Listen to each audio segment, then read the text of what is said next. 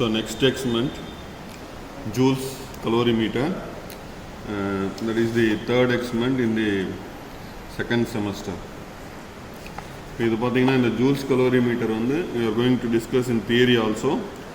This is one detailed questionக்கான answer.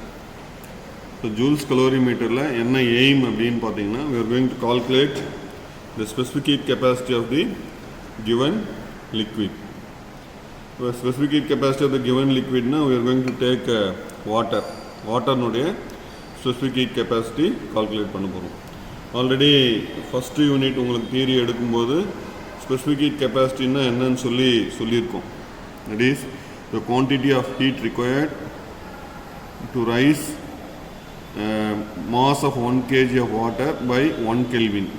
அதான் வந்து specific heat capacity. So the value of specific heat capacity of water பார்த்தீங்கன்னா 4190 joule per kilogram per kelvin. இதான் வந்து வாட்டர்னுடைய specific heat capacity. Meaning என்னன்னு பார்த்தீங்கன்னா 1 கிலோகிராம் வாட்டர்னுடைய டெம்பரேச்சரை T கெல்வின்லேருந்து T+1 கெல்வினாக ரைஸ்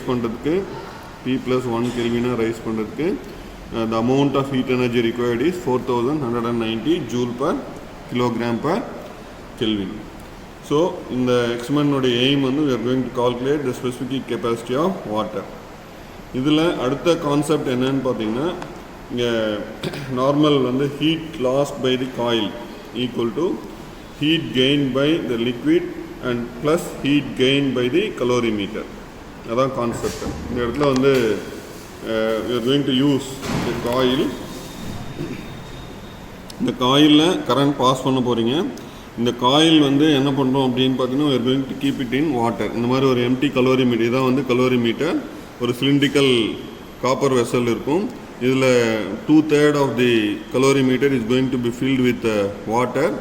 அதில் நீங்கள் இந்த காயிலை இப்படி ஃபிக்ஸ் பண்ண போகிறீங்க. ஃபிக்ஸ் பண்ணிவிட்டு இதில் கரண்ட் பாஸ் பண்ணும்போது என்ன ஆகும்னு பார்த்தீங்கன்னா the coil gets heated. When current is passed through the coil gets heated. அந்த ஹீட் எங்கெல்லாம் போகும்னு பார்த்தீங்கன்னா ஃபஸ்ட்டு உள்ளே இருக்கக்கூடிய லிக்விடுக்கு போகும். then it is transferred to the calorimeter. So heat lost by the coil equal to heat gained by the liquid plus heat gained by the calorimeter. அந்த கான்செப்டில் அந்த ஃபார்முலா பார்த்தீங்கன்னா ஃபைனல் ஃபார்முலா வந்து S is equal to VIT divided by M2 minus M1 into theta 2 minus theta 1 minus M1 small s divided by M2 minus M1. So here V is the voltmeter reading, average voltmeter reading. I is the average ammeter reading. T on the time for which the current is passed. For example, we are going to pass current for 20 minutes or it is going to be converted into 1200 seconds. Then M1 is the mass of empty calorimeter. That is, first we are going to calculate the mass of the empty calorimeter and then the calorimeter is going to be filled with water. 2/3 of its volume is going to be filled with water. Then its mass is going to be determined as M2. Then theta 1 is the initial temperature of the water. That is, by using the thermometer, we are going to measure the initial temperature. That is, before passing current, we are going to measure the temperature of the water and then we are going to pass current for 20 minutes. After 20 minutes, once again we are going to calculate the final temperature of the water with the help of thermometer. Then S is the specific heat capacity of the calorimeter. That is equal to the calorimeter is made of copper, so its specific heat capacity is 385 joule per kilogram per Kelvin. So this is the formula and this is the circuit diagram which we are going to use to find out the specific heat capacity of the given liquid. So the only difference between Ohm's law and this experiment is in Ohm's law we are used coil. The only difference is the coil only, but all the other things, that is in the circuit, the ammeter, voltmeter, battery eliminator, key, rheostat, everything will remain same. The only thing is, instead of this coil we are going to use the Joules calorimeter with this coil. Joules calorimeter is nothing but this calorimeter is going to be kept in this inside this wooden box. So the wooden box, the gap between the calorimeter and wooden box is packed with cotton to avoid heat loss. So this is the setup for a calorimeter. This is the setup for the calorimeter, or the entire box is called as Joules calorimeter. Okay, so first step in this experiment is we are going to calculate the mass of the empty calorimeter by using a balance like this. So by using a balance, the mass of the empty calorimeter is going to be calculated. It is around 60.7 60.73. So in the observation part, we are going to note the mass of the empty calorimeter as 60.73 into 10 power minus 3 kilogram, because it is in grams. So when it is converted in kilograms, it is 60.73 into 10 power minus 3 kilograms. So next step is we are going to fill the calorimeter with water. 2/3 of its volume is filled with water. The calorimeter, volume of the calorimeter, 2/3 volume of the calorimeter is filled with water, because our aim is we are going to calculate the specific capacity of water. So once again, the mass of the calorimeter with water is going to be determined by using the same balance. It is 155.42. 155.42. So 155.42 into 10 power minus 3 kilograms. So in first step, the mass of the empty calorimeter is determined, and then the calorimeter is filled with water. So and its mass is calculated as 155.42 into 10 power minus 3 kilograms. So with this, we don't need the balance, so we can keep it aside. And then the calorimeter is going to be kept inside this wooden box like this, and then we are going to insert the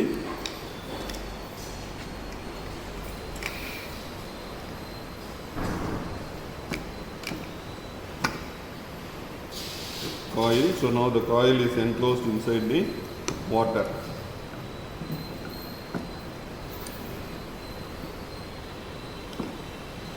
Right. After doing all these things, now we are going to give the circuit connections as shown in your diagram.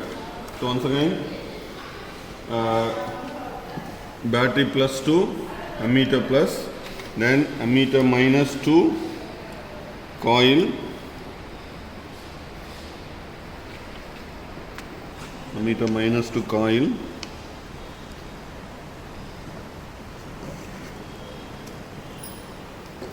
then coil to rheostat,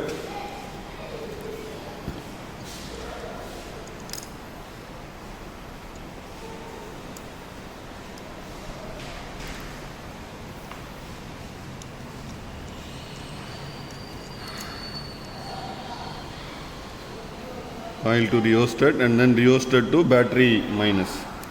So once again, battery plus to ammeter plus, then ammeter minus to coil, which is kept inside the Joules calorimeter, and then coil to rheostat to battery minus. That is the first step.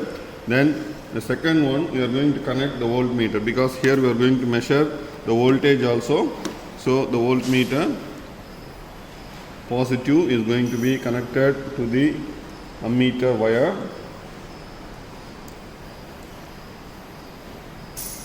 Already explained, the voltmeter is going to be connected in parallel.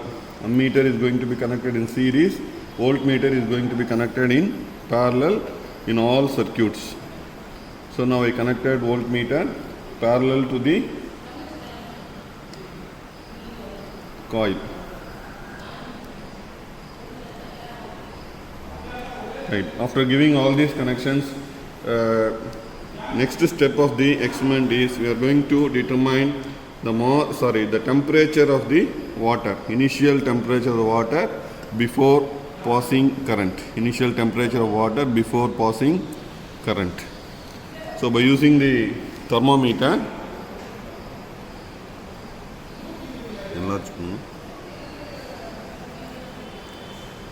see that some black line is visible in the thermometer. Now if you see the temperature, it is around 31 degree Celsius. See here the black line. So 30. Now the temperature is 31 degree Celsius. So before passing current, the temperature is 31 degree Celsius. That is also going to be noted in the observation part. So initial temperature of water 31 degree Celsius. Right. Now we are going to pass current. See, before passing current, we can observe the needle in ammeter and voltmeter, both are showing 0 reading. So once the circuit is going to be switched on, we are going to note the time also. So for time calculation, we can use our wristwatch or we can use the stopwatch. So it is our convenient. Now I am going to switch on the circuit. Now we can notice the deflection in the ammeter as well as voltmeter. So starting, I am going to keep the value of ammeter reading as 1 ampere and the voltmeter reading is 0.5. See, to start with, this is the tabular column. Ammeter reading 1 ampere, voltmeter reading 0.5 volt. The initial temperature is 31 degree Celsius. Then after 2 minutes, we are going to note the ammeter value as well as the voltmeter value without disturbing. For every 2 minutes, we are going to notice we are going to note the readings in ammeter and voltmeter.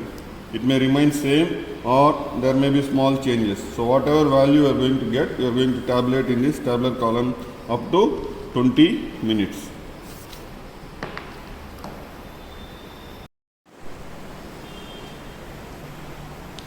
So okay, every 2 minutes I noticed the value of, or I noted the value of ammeter reading and voltmeter reading. In today's experiment, we find that all the values, that is, there is no change in voltmeter reading as well as no change in ammeter reading.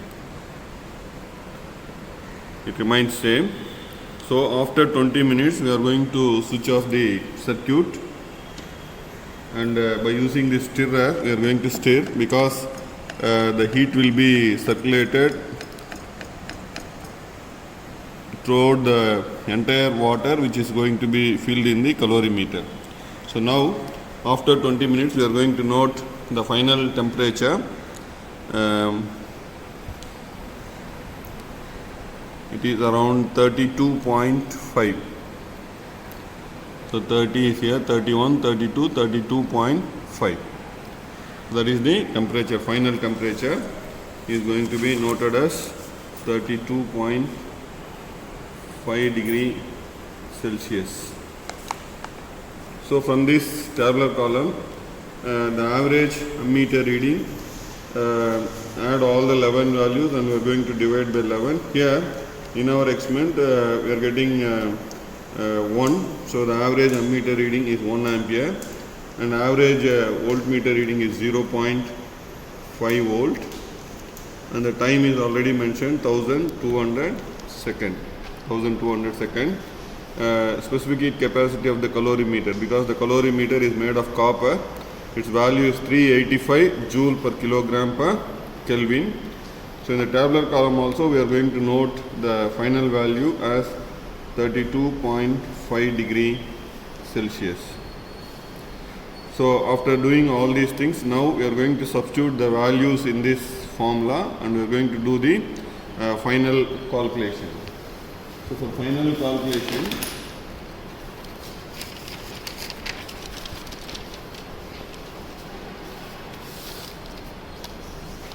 so first I am going to write the formula. S is equal to VIT divided by M2 minus M1 into theta 2 minus theta 1 minus m1s divided by m2 minus m1. So now substitute the values. Voltmeter reading 0.5, ammeter reading 1 ampere, time 1200 seconds divided by m2 minus m1. m2 155.4 minus m1 60.73. For both the masses I am going to put 10 power minus 3 as common value because gram is converted into kilogram. Then theta 2 minus theta 1, 32.5 minus 31, then minus m1. m1 is 60.73 into 10 power minus 3. S is the specific heat capacity of the calorimeter, so 385. And then once again we are going to substitute the value of m2 minus m1. So 155.4 minus 60.73 into 10 power minus 3. So now I can cancel this 10 power minus 3. Same sign, the numerator and denominator, I will cancel that value. Then this 0.5 into 1200, we will get it as 600. 0.5 multiplied with 1 and with 1200, we will get as 600, I think. Then 155.4 minus 60.73. The value is 94.67 into 10 power minus 3.